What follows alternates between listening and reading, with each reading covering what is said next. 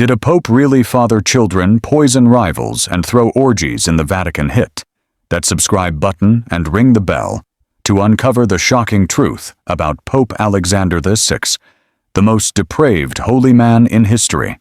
Let's dive into a tale that'll make your jaw drop. The Unholy Father. What kind of man wears the papal crown while living like a Renaissance mob boss? Meet Rodrigo Borgia, better known as Pope Alexander VI, whose lust for power and pleasure turned the Vatican into a den of sin. Rodrigo Borgia, born in 1431 in Jativa, Spain, wasn't your typical holy man. Crowned Pope Alexander VI in 1492, he was a paradox, a man of God who fathered at least 7 children, orchestrated murders, and threw lavish parties that would make Caligula blush. His piercing dark eyes, silver tongue, and unapologetic charisma made him a force of nature in Renaissance Italy, a time when the Catholic Church was as much a political machine as a spiritual one. But what set Alexander apart wasn't just his ambition. It was his shameless embrace of vice, a trait so shocking it still haunts history books. Rodrigo's rise was no accident. Born into the powerful Borgia family, he was groomed for greatness by his uncle Pope Calixtus III, who made him a cardinal at 25. By 1492, he'd bribed his way to the papacy, reportedly spending a fortune in gold, and promises to secure the votes of the College of Cardinals. At 61, he donned the papal tiara, but holiness was the last thing on his mind. Alexander saw the papacy as a throne, a tool to enrich his family and cement his legacy.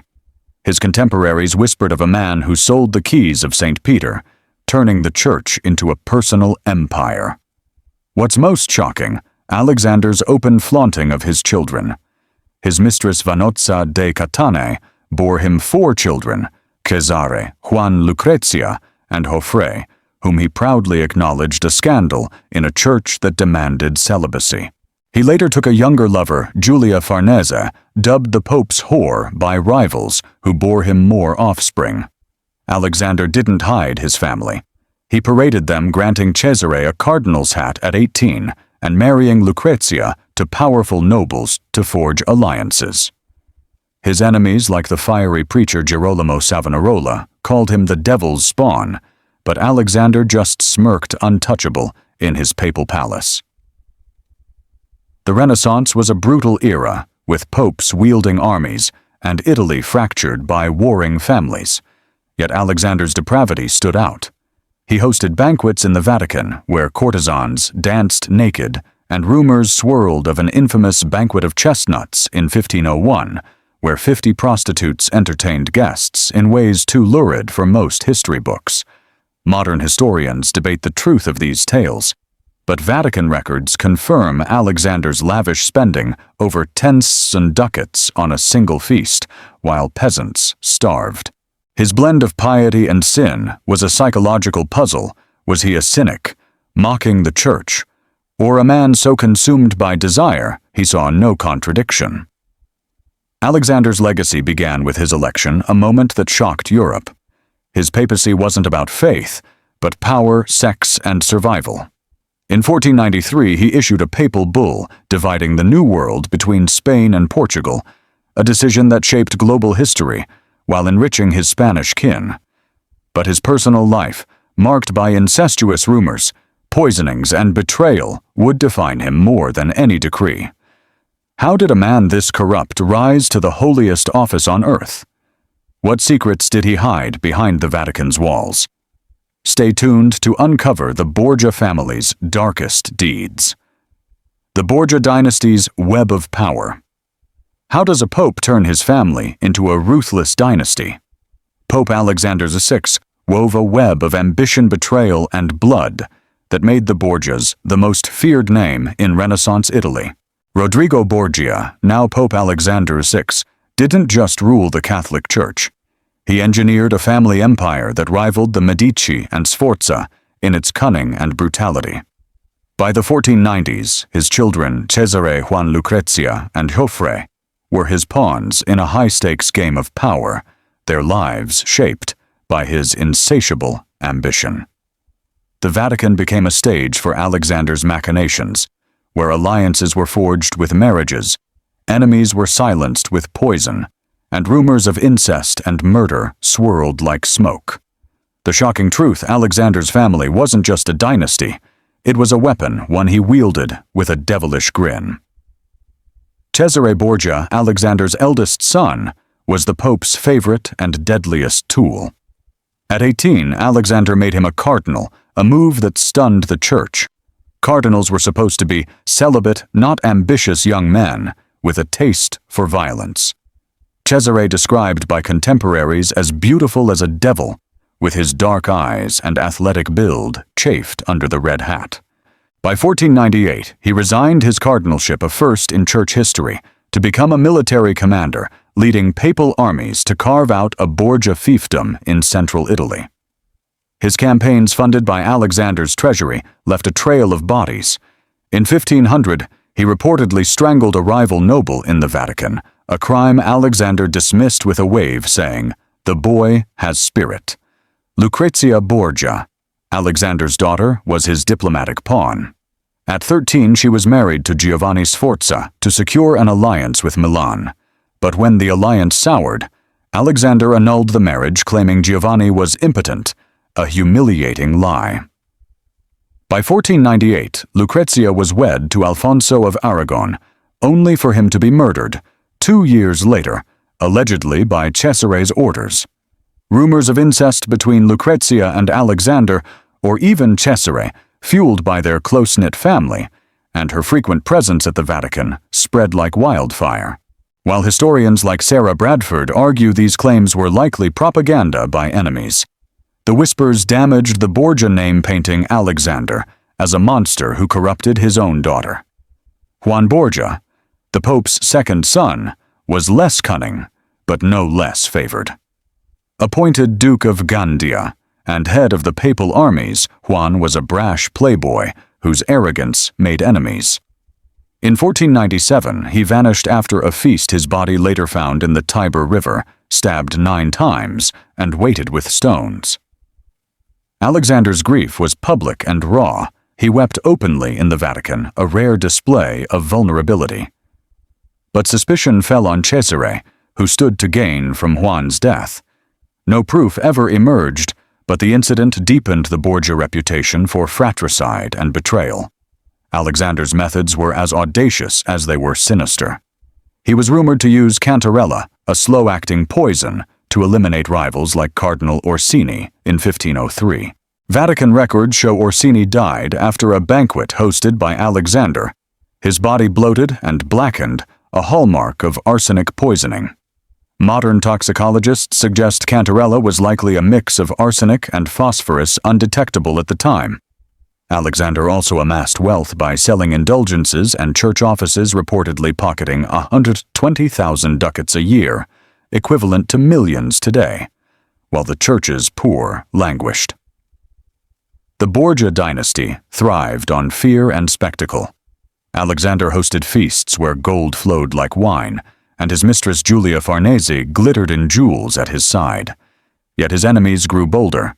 Savonarola, the Dominican preacher, denounced Alexander from Florence's pulpits, calling him a whoremonger pope. In 1498, Savonarola was burned at the stake, a punishment many believed Alexander orchestrated. The Pope's response, a chilling smile, and a new feast to celebrate. What happens when a pope's ambition outpaces his morality? Can a family built on blood and lies survive? Stay tuned to unravel the Borgia's darkest scandals. The Banquet of Sin. What kind of pope throws parties that scandalize the Vatican Pope? Alexander VI's feasts were legendary, but the secrets behind them reveal a man who turned the Holy City into a playground for debauchery. By the late 1490s, Pope Alexander VI had transformed the Vatican into a glittering stage for his excesses, where piety took a back seat to pleasure. His banquets, dripping with decadence, were the talk of Rome, events so outrageous they fueled rumors of orgies, poisonings, and even demonic rituals. For a man who wore the papal tiara, Alexander's indulgence in earthly delights was not just shocking. It was a deliberate middle finger to the church's moral facade. The truth behind these feasts, especially the infamous Banquet of Chestnuts, paints a picture of a pope who reveled in chaos, leaving a trail of broken lives and outraged enemies. The Vatican under Alexander was a paradox, a sacred space turned profane. His apostolic palace, adorned with frescoes of saints, hosted feasts that rivaled Nero's excesses. Chroniclers like Johann Burchard, the Vatican's master of ceremonies, documented events that made even seasoned cardinals blush. In 1501, Burchard described the Banquet of Chestnuts, where 50 courtesans were allegedly brought to the Vatican to entertain guests. According to his diary, nobles and clergy competed to bed the most women with prizes like silk tunics awarded to the winners. Alexander and his daughter Lucretia reportedly watched laughing as the night descended into debauchery. While some historians, like G.J. Meyer, argue Burchard's account may be exaggerated by anti-Borgia propaganda, the sheer detail down to the 1,000 ducats spent on wine lends it chilling credibility. Alexander's feasts weren't just about pleasure, they were power plays. He used them to dazzle allies, intimidate rivals, and flaunt his wealth.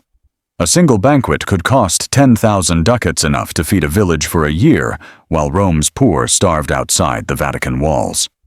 Guests included mercenaries, foreign ambassadors, and even Cesare Borgia, who'd swagger in with blood on his hands from his latest campaign.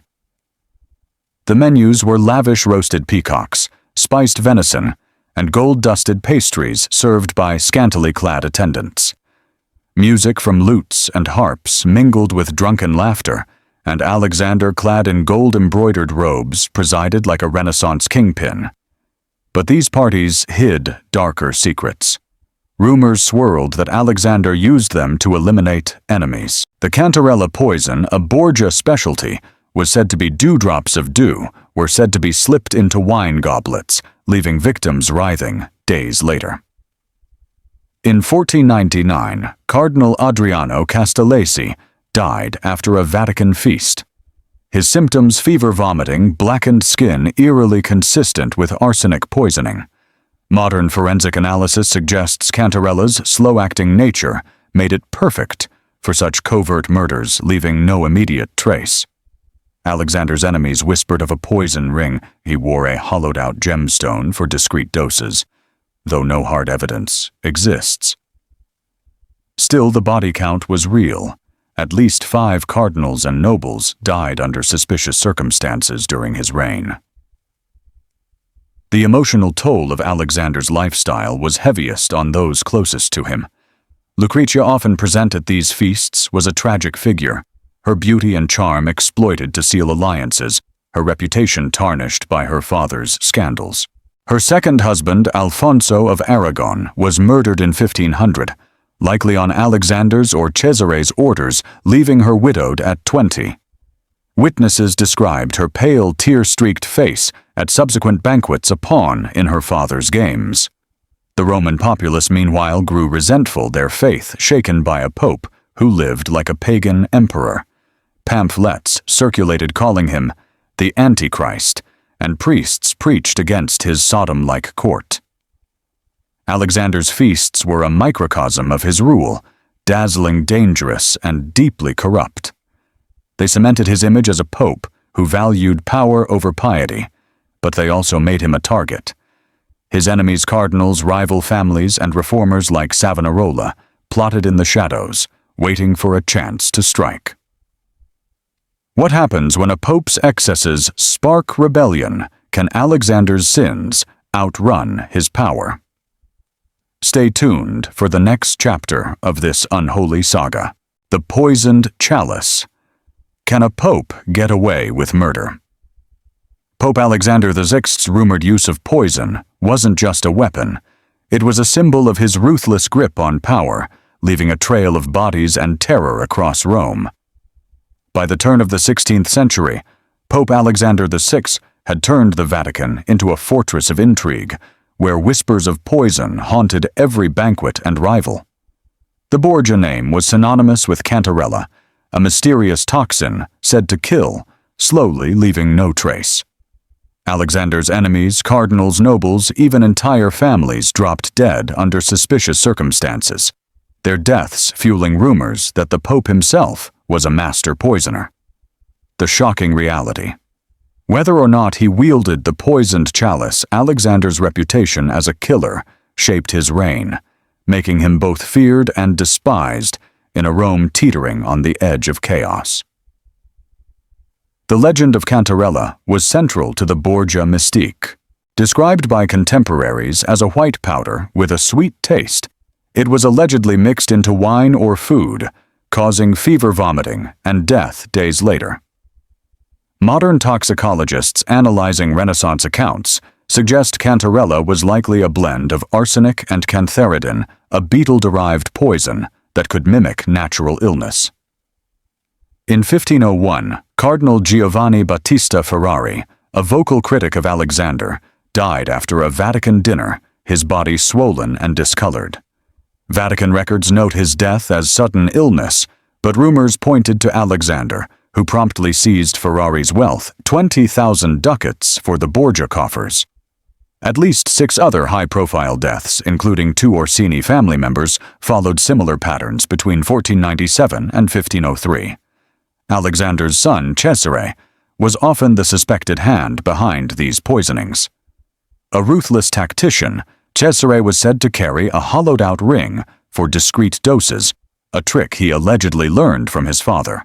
In 1500, Alfonso of Aragon, Lucrezia's second husband, was strangled after surviving a suspicious illness, leading many to believe Cesare had tried poison first.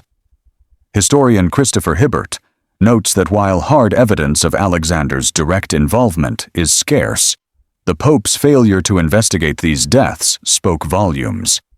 He'd shrug off accusations with a smirk, once quipping, "God calls whom he chooses," as another rival's coffin passed by. The psychological toll of this fear was immense. Cardinals avoided Vatican feasts, and ambassadors sent coded letters warning of the Borgia poison. The Roman populace, already resentful of Alexander's taxes, levied to fund Cesare's wars, spread tales of a pope who dined with the devil. Pamphlets circulated with woodcuts depicting Alexander as a horned beast pouring poison from a chalice. These weren't just rumors. They were a rebellion in ink, reflecting a city on edge. Even allies like Julia Farnese, Alexander's mistress, reportedly kept antidotes handy, fearing she might outlive her usefulness. Alexander's use of poison wasn't just about eliminating enemies. It was a tool to maintain control. He'd invite rivals to dine, knowing the mere threat of Cantarella would keep them docile. In 1502, he hosted Cardinal Adriano Castellesi, who'd criticized Borgia corruption. Castellesi left Rome the next day, pale and shaken, and died months later in exile. Was it poison or paranoia? Modern psychologists suggest Alexander mastered fear as a weapon, creating a climate where suspicion alone was enough to paralyze opposition. This tactic mirrored Machiavelli's The Prince, which praised Cesare's cunning, and was likely inspired by the Borgia's ruthless pragmatism. But poison wasn't Alexander's only weapon. He manipulated church law, excommunicating enemies on flimsy grounds to seize their lands. In 1499, he declared the Colonna family heretics, confiscating their estates to fund Cesare's campaigns. The move netted 80,000 ducats, but alienated half of Rome's nobility. Alexander's greed and brutality were pushing even his allies away, setting the stage for a reckoning. His daughter Lucrezia, now married to Alfonso d'Este of Ferrara, began distancing herself, her letters revealing a woman torn between loyalty and shame. What happens when a pope's enemies grow bolder than his poisons? Can Alexander outwit the rebellion brewing in Rome? Stay tuned for the next chapter of his deadly game. The Incestuous Whispers. Could a pope's love for his family cross unthinkable lines? The rumors of incest surrounding Pope Alexander VI and his daughter Lucrezia shocked Renaissance Europe, casting a shadow that still chills historians today. By 1500, Pope Alexander's scandals had reached a fever pitch, but none was more shocking than the whispers of incest within the Borgia family.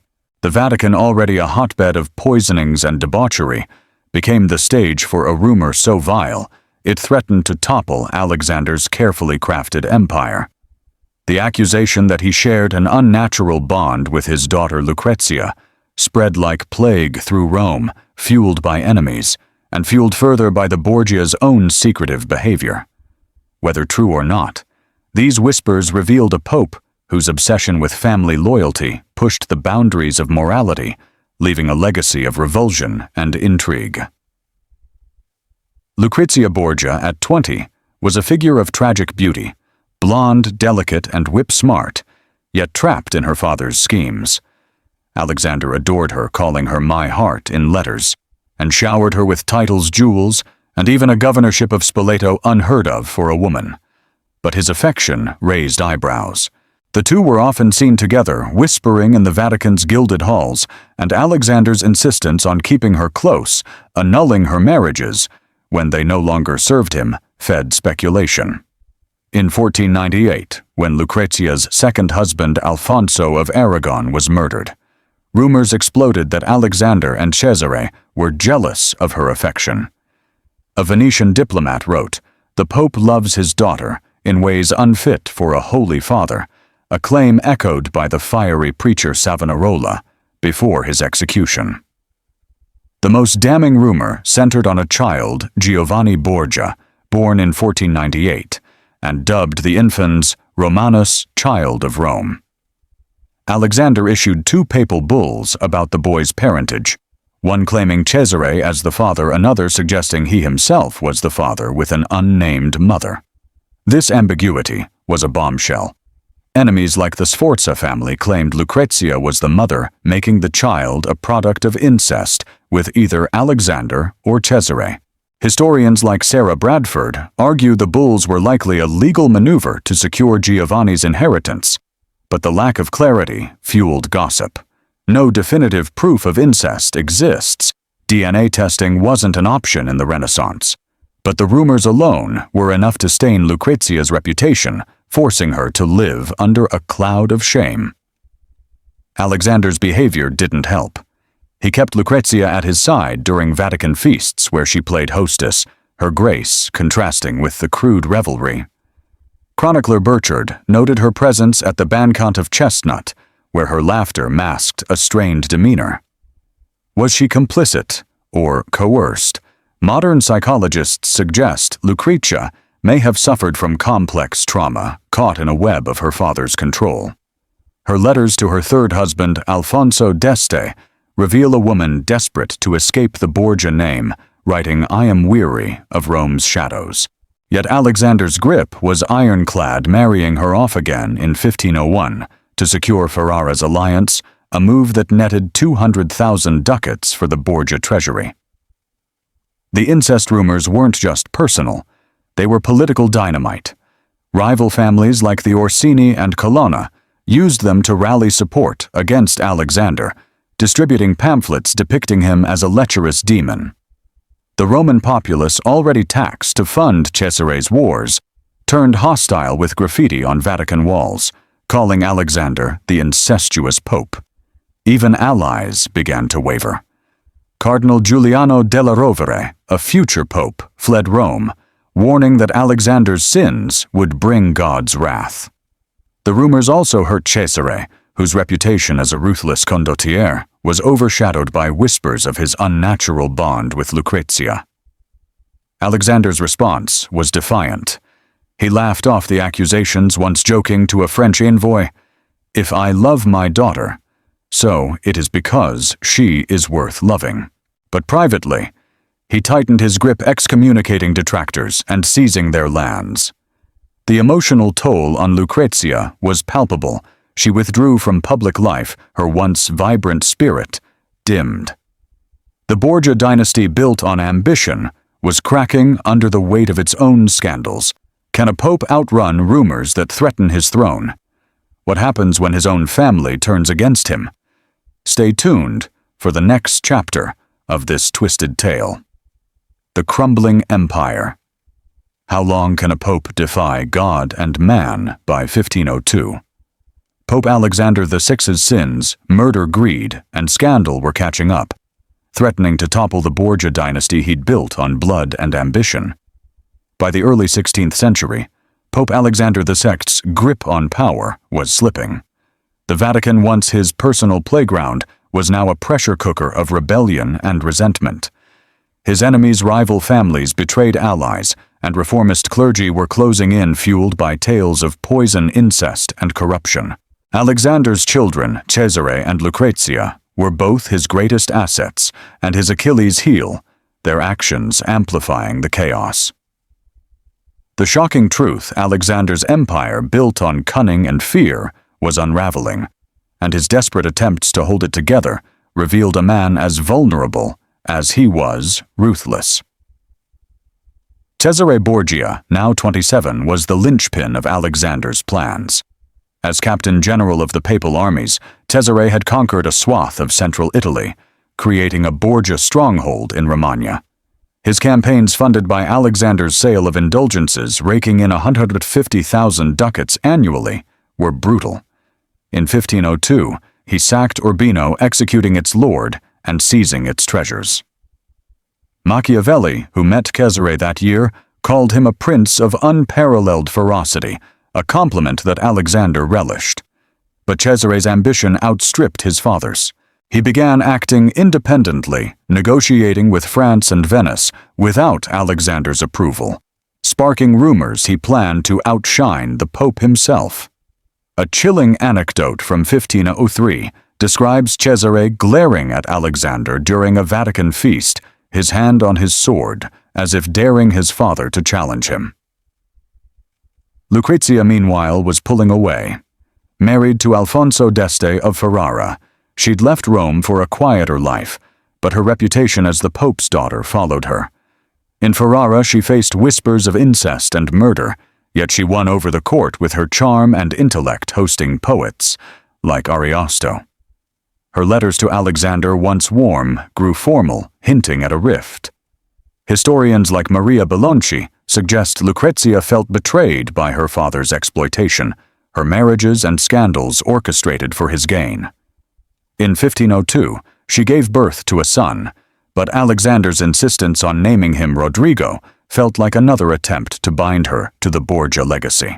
Alexander's enemies were growing bolder. Cardinal Giuliano della Rovere, exiled in France, was rallying support for a new conclave to depose Alexander, branding him unfit for the tiara. In Rome, the Orsini and Colonna families, stripped of their lands, plotted revenge. In 1502, a failed assassination attempt saw a crossbow bolt miss Alexander by inches during a procession. The Pope laughed it off, but privately he doubled his Swiss Guard, now 200 strong, and rarely left the Vatican. The Roman populace, crushed by taxes, 30% of their income went to Cesare's wars, rioted outside St. Peter's, chanting "Down with the Borgia devil." Pamphlets accusing Alexander of selling indulgences for personal profit flooded the city, one claiming he'd amassed 1 million ducats, enough to buy half of Italy. The emotional toll was evident. Alexander, now 71, was aging rapidly, his once robust frame weakened by gout and stress. Chroniclers noted his hands trembled during Mass, a stark contrast to his commanding presence. Yet he refused to yield, issuing decrees to excommunicate rebels and seizing their wealth. In 1503, he arrested Cardinal Orsini, who died in a Vatican dungeon. Another Cantarella victim, whispered the gossips. Modern historians suggest Orsini's death was likely from dysentery, but Alexander's reputation made poison the default assumption. The Borgia Empire was cracking under its own weight. Cesare's conquests alienated allies like France, who began withdrawing support. Lucrezia's absence left Alexander without his diplomatic star. Even his mistress Julia Farnese, now in her late 20s, was drifting, focusing on her own family. Alexander's dream of a Borgia dynasty ruling Italy was slipping away, and the Vatican was becoming a gilded cage. Can a pope outlast his enemies when his own family falters? What final act will seal Alexander's fate? Stay tuned for the climax of this unholy reign. The final reckoning. Can the pope cheat death itself? Pope Alexander VI's reign ended in a whirlwind of mystery, betrayal, and divine judgment. Or was it just another Borgia plot? If this tale of scandal and sin has gripped you, hit that like button, share it with friends, and subscribe to uncover more shocking histories. Let's unravel the chaotic end of the Borgia Pope and his haunting legacy. In the summer of 1503, Pope Alexander VI, now 72, stood at the peak of his power, yet teetered on the edge of ruin. His Borgia dynasty, built on ambition, poison, and scandal, was fraying under the weight of enemies and betrayal. The Vatican, once a stage for his decadence, was now a battleground where whispers of rebellion and divine retribution echoed. The shocking truth of Alexander's final days, marked by a mysterious death, a shattered empire, and a legacy that still sparks debate, reveals a man whose sins finally caught up with him, leaving a mark on history as indelible as it is infamous. On August 6, 1503, Alexander and his son Cesare dined with Cardinal Adriano Castellesi at a villa outside Rome. Both fell violently ill, struck by fever and vomiting. Cesare recovered, but Alexander's condition worsened. By August 18th, he was dead, his body reportedly bloated and blackened, a gruesome sight that fueled rumors of poison. Chronicler Johann Burchard described the corpse as hideous, decomposing, rapidly in Rome's summer heat, forcing a rushed burial in St. Peter's. The official cause was malarial fever, common in Rome's mosquito-ridden summers, but many believed the Borgias had tasted their own cantarella. Modern toxicologists suggest arsenic poisoning could explain the symptoms, raising the chilling possibility that an enemy, or even Cesare, turned the Pope's weapon against him. A rival Cardinal della Rovere was suspiciously absent from Rome, fueling speculation. The timing was uncanny. Alexander's death came as his enemies closed in. Cardinal della Rovere, now poised to become Pope Julius II, had rallied cardinals for a conclave to oust Alexander. The Orsini and Colonna families, stripped of their lands, were plotting uprisings. Even the Roman populace, crushed by taxes 40% of their income in 1502, cheered his death with graffiti proclaiming, "The devil has claimed his own." Alexander's final act was a desperate bid to secure his legacy. He named Cesare his heir to the papal armies, but without Alexander's protection, Cesare's conquests collapsed. By 1504, Cesare was arrested by Julius II, his Romagna fiefdoms reclaimed, and he died in obscurity in 1507, a shadow of his father's ambition. Lucrezia Borgia, now in Ferrara, was the only Borgia to thrive post-Alexander. Free from her father's schemes, she became a patron of the arts, hosting poets like Boiardo, and earning praise as the Good Duchess. Yet her letters reveal a lingering grief, writing in 1504, "I mourn the father who gave me everything, yet nothing." Her transformation into a respected figure baffled contemporaries, but modern historians like Sarah Bradford see her as a survivor shedding the Borgia stigma through sheer will. The Infans Romanus. Giovanni Borgia vanished from records, his fate a mystery that still intrigues scholars. Alexander's legacy is a paradox. His papal bulls, like the 1493 division of the New World, shaped global history. Yet his name is synonymous with corruption.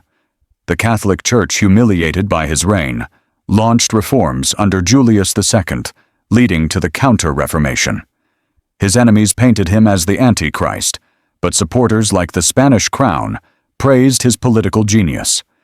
His wealth, estimated at 1.5 million ducats at his death, evaporated, seized by rivals or lost in Cesare's failed campaigns.